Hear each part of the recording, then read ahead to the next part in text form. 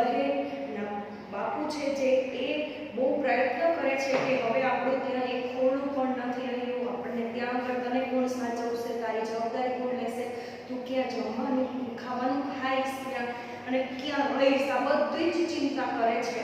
પરંતુ એની એક પણ વાત સાંભળતો નથી અને દેવસિંહ કહે છે હું મેરપુર જવાનો સંકલ્પ કરીને નીકળ્યો છું ને મારી તો ઈચ્છા છે કે તું પ્રભુ બાપુ બધા મેરપુર પાછા ફરો. કોને કહે છે? કાંતા, એની બહેન છે એની સાથે છેલ્લે સંવાદ ચાલુ હતો.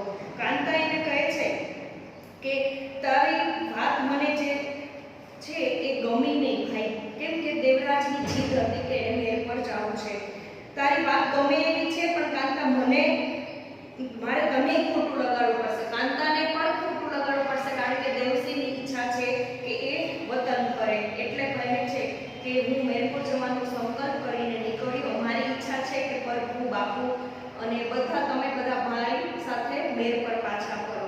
કાંતા સાંભળી અચંબો પામી ગઈ. કાંતા આ વાત સાંભળી, એના ભાઈની વાત સાંભળી અચંબો પામી જવું એટલે ચકિત થઈ જવું, આશ્ચર્ય પામવું. હવે બાપુ પણ કશું બોલ્યા વગર ચલમમાં તમાકુ ભરવા લાગ્યા. બાપુ છે એ પણ ચલમમાં તમાકુ ભરે, એટલે જે ચલમમાં મેં કીધું હતું કે તમને એક માટીનું એવું સાધન હોય જેની અંદર તમાકુ ભરી અને મૂકો બગડાવી શકાય, એવી આ વાત છે. તો એ ચલમમાં તમાકુ ભરી અને મૂકો બગડાવવા લાગ્યા અને કંઈ જ બોલ્યા નહીં. સાંજે વાળો કર્યા પછી બાપાએ કહ્યું હું જાઉં છું. સાંજનું વાળો એટલે રાત્રિ ભોજન થાય. આપણે ઘણીવાર અહીંયા 11-12 વાગે રાતના જમતા હોઈએ છીએ સિટીમાં, બરાબર, પણ જે ગામડાનું જે વાતાવરણ છે એને અનુલક્ષીને જો વાત કરીએ તો વાળો શબ્દ એટલે કેવું કે જે રાતનું ભોજન હોય એ સાંજના થતું. પહેલાના ગામડાના સમયમાં જ્યારે લાઇટો નહોતી ત્યારે લોકો જ્યારે દિવસ હોય અથવા દી આથમમાં આવવાની તૈયારી હોય એટલે અડધો પ્રકાશ, અડધું અંજવાળું, અડધું અંધારું, આવો સમય હોય, આવો સાંજના સમયે રાતનું જમવાનું પતાવી દેતા, પહેલા જમીન પહેલા સૂઈ જતા. આજની પેઢી જેમ છે કે રાત્રે 11 વાગે 12 વાગે મોજ શોખ કરતા જમવું ને મોડું સૂવું ને મોડું ઉઠવું ને આ રૂઢી પહેલા નહોતી. પહેલાના સમયમાં સાંજનું વાળું એટલે રાતનું જે ભોજન હતું એ વહેલું પતાવી દેતા, એટલે વાળો કહેવાય છે એ શબ્દને. હું સાંજનો વાળો કર્યા પછી બાપાએ કહ્યું હું જાઉં છું. એના બાપા કહે છે હું જાઉં છું. બાપાએ ખભું ધાર્યું મૂક્યું, એટલે એ જે ધાર્યું એક પ્રકારનું હથિયાર, એ ચોકી કરવા જાય છે, રખોપું કરવા જાય છે, એટલે કહે છે કે ધાર્યું મૂક્યું ખભે. અને અત્યારે એમની ચાલ અક્કડ થઈ ગઈ હતી.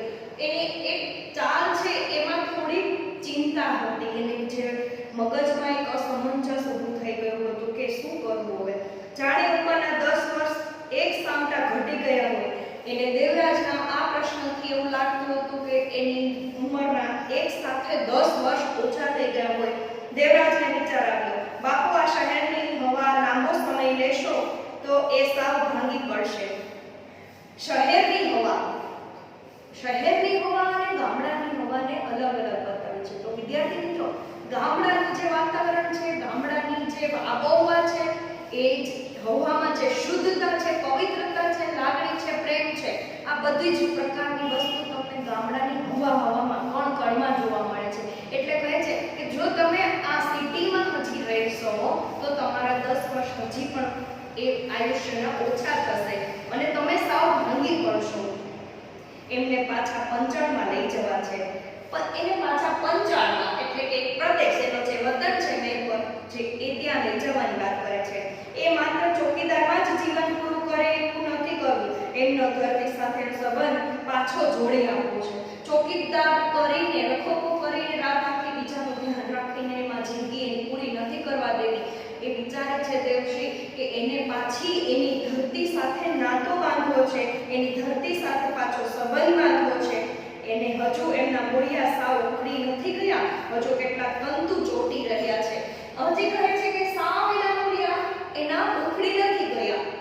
તો એની એ જે ગામડાની જે એક પ્રકારની જે વાત છે કે ગામડા સાથે પાછા સંબંધ જોડી અને પાછું પૂર્વવત જીવન, જે પહેલાના સમયમાં જે જીવન એ જીવતા હતા, એ પાછું હજી એમાં મારે એને એના તંતુ ચોટી રહ્યા છે. એટલે કે ક્યાંક ને ક્યાંક એના જીવનમાં એ અંશો એને યાદ કરાવી આપે છે, એને મારે પાછા ઉજાડવા, એને પાછા મારે જોડવા છે. એ ઉખાડી જા તો વસુધામાં અમારું ઘર અત્યારે ભલે પડી ગયું હોય, ભલે એ ઢોરો થઈ ગયું હોય, પણ એ ઢોરા નીચે અમારી એક લાગણી હજુ દટાયેલી છે.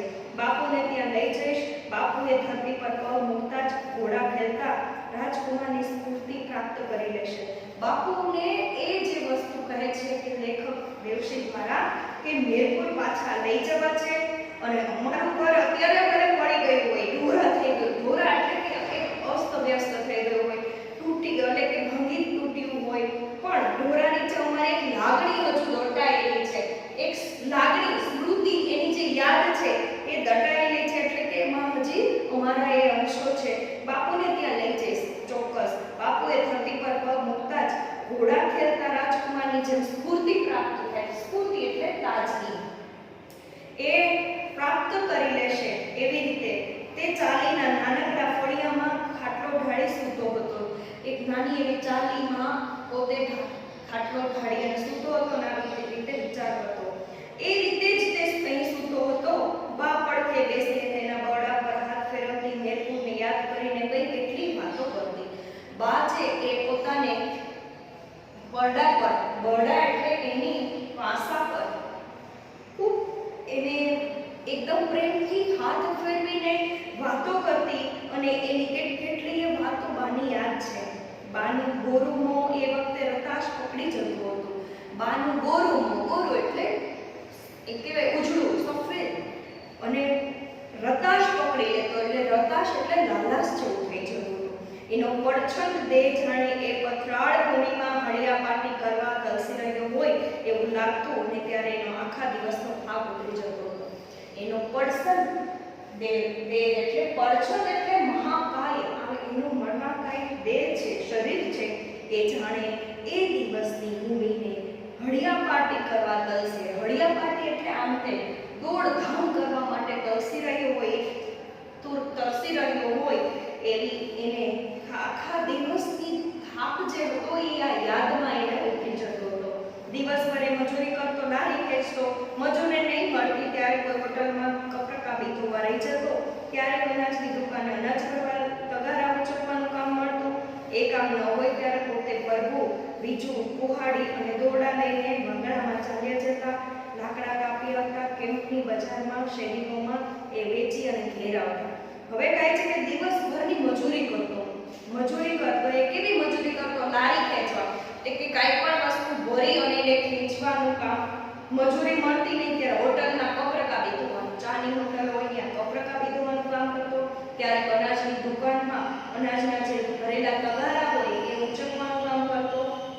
કોઈ જ કામ ન મળે ત્યારે પોતે એટલે કે જે દેવશી, પરભુ, બીજું, કુહાડી અને દોરડા લઈ અને બગડામાં ચાલ્યા જતા, લાકડા કાપી લાવતા અને કેમ્પની બજારમાં, શેરીઓમાં વેચે. ટૂંકમાં એ ટાઈપને કામ કરી અને આવી રીતે પસાર કરતા હતા. બા કોઈના પાણી ભરતી, વાસણ ઉટકતી, બાપુને પીઠ પર બુડો ઉપાડતી ફાવી ગયું હતું. કેમ્પની અનાજ બજારમાં ખીચડીયા હનુમાન પાસે એ મજૂરોના ટોળામાં બેસતા. મજૂરી ન મળતી ત્યારે ચલમ મૂકતા ને પંચાળની વાતો કર્યા કરતા. આ છે એના શહેરી જીવનનું એક વાતાવરણ. અહીંયા લેખકે ઊભું કર્યું છે કે જે હળિયાપટ્ટી અને જે વસ્તુ ત્યાં આગળ હતી કે બા જે છે એ પોતે બધા ભાઈ બહેનોનું અહીંયા આગળ ચરિત્ર ચિત્રણ કર્યા પછી બાની પણ વાત કરતા કહે છે કે પાણી ભરતી, વાસણ કરતી, અનાજ કરતી, અને બાપુને તો અનાજોની ગુણો પીઠ પર રાખવાનું એટલે કે માથે ઉપાડવાનું ફાવી ગયું હતું. અને આવી રીતે હનુમાન પાસે મજૂરના ટોળામાં બેસતા. ક્યારેક મજૂરી ન મળતી ત્યારે એ ચલમ ફૂંકતા અને પંચાળની વાતો, પંચાળની એટલે કે પોતાના વિસ્તારની વાતો કરતા. દેવરાજ અતીતમાં સરી રહ્યો હતો. દેવરાજ છે એ અતીતમાં સરી, એટલે અતીત એટલે કે ભવિષ્યમાં. એક દિવસ જોરાવરનગરની વઢવાણ એક લારીમાં માલ ભરીને જવાની મજૂરી મળી ગઈ. 11 વર્ષની એ વખતે ઉંમર. બાપુની સાથે લારી ધકાવતો જતો હતો. અહીં પહોંચ્યા ત્યારે વિસામો લેવા એક ઝાડની છાયામાં બેઠા. એ વખતે ફાગણ ઉતરતો હતો, પણ તડકો તો લાઈ જેવો હતો. એ કહે છે અતીતમાં વયા જાય છે દેવરાજ. એનો પોતાનો જે અતીત છે, જે ભૂતકાળ બની ગયો છે, એ વિસ્તારતા યાદ કરતા વિચારે છે કે પોતે એક લારીમાં જે માલ ભરીને જતો હતો ત્યારે 11 વર્ષની ઉંમર હતી. બાપુની સાથે લારી હકાવતો હતો. એ નાનો હતો, 11 વર્ષની ઉંમર, ભૂતકાળમાં સરી ગયો છે. તો એ વિસ્તારનો લેવા એક ઝાડની નીચે બેસે છે. એ વખતે ફાગણ ઉતરતો હતો. ફાગણ ઉતરે ને ચૈત્ર, એટલે ચૈત્રના દનૈયા તપે એટલે વધારે તડકો હોય. ફાગણનો તડકો પણ ખૂબ લાઈ જેવો હતો અને પોતાને તરસ લાગી હતી, ખૂબ તરસ લાગી. ગળું સુકાતું હતું. બાપુને તો નિરાંતવાર ચાલમ ફરતા હતા. બાપુ નિરાંતવાર એટલે નિરાંત સાવ ચલમ ફૂકવું એટલે આપણને ખબર છે કે આ વસ્તુ તમે જાણો છો કે જે સાધન છે એની અંદર તમાકુ ભરી અને એક ભૂકો બગડાવો. બાપુને તરસ નહીં લાગી હોય કે પછી ગળાકુનો ગળચટ્ટો સ્વાદ તરસ નહીં લાગવા દેતો હોય. બાપુને તરસ નહીં લાગી હોય અથવા તો ગળચટ્ટો, ગળાકુ એટલે ગોળ કે મહુડો ભેળવીને જે કેળવી તમાકુ એટલે ચોળીને જે તમાકુ અંદર નાખેલી હોય એને ગળાકુ કહેવાય. આ ગળાકુનો મીઠાશને લીધે બાપુને કદાચ તરસ નહીં લાગી હોય, એનો ગળચટ્ટો સ્વાદ આવતો હોય છે, પરંતુ મારું મોં એટલે કે દેવસીનું મોં સુકાતું હતું. પણ તે કહે પહેલા ચલમ ખાલવીને તેની સામે જોતા કહ્યું, હાલશું ને દેવા. તેની પહેલા એ કહે છે ચલમ ખાલવીને એટલે કે ચલમ મૂકીને ખાલી કરીને કહે છે, ચાલશું ને દેવા. બાપુ, મને તરસ લાગી છે. આટલામાં તો કે પરબ જેવું લાગતું નથી. અને પછી એકાએક મીઠા પાણીના સરોવર હાથ વેગમાં હોય એવી ચમક આંખમાં અને પ્રસન્નતાના ચહેરા પર આવી ગયા. એકદમ બોલ્યો કે હાલ આ સામેના મકાનમાં. હવે કહે છે કે જે વિસ્તાર હતો એ વિસ્તારમાં સાવ પાણી વગરનો, એમ કહેવાય કે ત્યાં પીવા માટેનું પાણી પણ નહોતું. અને કહે છે કે પરબ પણ નહોતું જોવા મળે. પરબ એટલે જ્યાં પીવાનું પાણીના માટલા રાખ્યા હોય એને પરબ કહેવાય. અને આ એક પછી એક મીઠા પાણીના સરોવર હાથ વેગમાં હોય એટલે કે પોતાને થોડી વારમાં એને મળી જાય. તો એ કહે છે કે જાણે પોતાને આ વસ્તુ તરત પ્રાપ્ત થતી હોય એવું લાગ્યું. અને કહે છે ચાલો સામેના મકાન. પણ એ તો દેવરાજ ઝચકાય. એ તો કઈ પારકું ઘર નથી. શું કહે છે કે એ ઘર પારકું બીજાનું નથી. તો આપણું કોઈ સગું ત્યાં મળે રહે છે. દેવરાજ પૂછે છે કે આપણું કોઈ સગું રહે છે? વિસ્મય પામતા પૂછે છે. તો કહે છે કે ના, ત્યાં કણે નિહાળ છે. ત્યાં કણે એટલે કે ત્યાં આગળ, કણે એટલે તળપદો શબ્દ છે, ત્યાં આગળ નિહાળ, નિહાળ પણ તળપદો શબ્દ છે, નિશાળ છે. દેવરાજને થયું બાપુ લાઠી કરે છે. એને નિશાળ જોઈ હતી. જોરાવરનગર કેમ્પ અને રતનપરમાં બધી જ ગામની વચ્ચોવચ્ચ હતી. આ અંતરિયાળ નિશાળ કેવી અને એમાં છોકરાઓની શાનો ગરબા આવે. પણ તે બાપુની લાઠી ન કરો એમ કહી ન શક્યો. બાપુ લાઠી કરે છે. લાઠી કરવી એટલે અહીંયા આગળ પોતે ચોકીદારનું જે કામ કરે છે એના લીધે દેવસીને થાય છે કે અહીંયા જોરાવરનગરમાં કેમ્પ અને રતનપુરમાં જે હતી એ બધી ગામની વચ્ચોવચ્ચ નિશાળ હતી. અને આ નિશાળમાં છોકરાઓ જાતા હશે કે નહીં એને વિસ્મય થાય છે. એક અચંબો પામે છે. બાપુ લાઠી ન કરો, આખું જિંદગી તમે લાઠી કર્યા કરશો એમ એને કહેવાનું મન થતું હતું પણ બોલી ન શકતો. એક તડકો તો વળી લારી ધકેલવાની, પગમાં કોઈના ઉતરેલા ફાટેલા ચપ્પલ, પાણી તો બળ્યા જ કરે. બાપુના એ જોડાનું ક્યાં ઠેકાણું. એ વિચારે છે દેવસી કે એક તો તડકો ખૂબ તપે, વળી લારી ધકેલવાની. લારી ધકેલવાની એટલે જે માલ સામાન ભરેલો જે વજન છે રેકડીનો એ ઉંચકવાનો. પગમાં કોઈના ઉતારેલા ફાટેલા ચપ્પલ, કોઈ બીજા સારા માણસો હોય પોતાના ચપ્પલ ઉતારી દે આ લોકોને આપતા. અને એ ચપ્પલ પાણી તો બળ્યા જ કરે. પાણી હંમેશા માટે બહાર રહેતી. પાણી એટલે શું થાય? એડીનો જે પાછળનો ભાગ હોય એને પાણી કહેવાય. તો કે છે બળ્યા જ કરે. બાપુના જોડાનું ક્યાં ઠેકાણું હતું?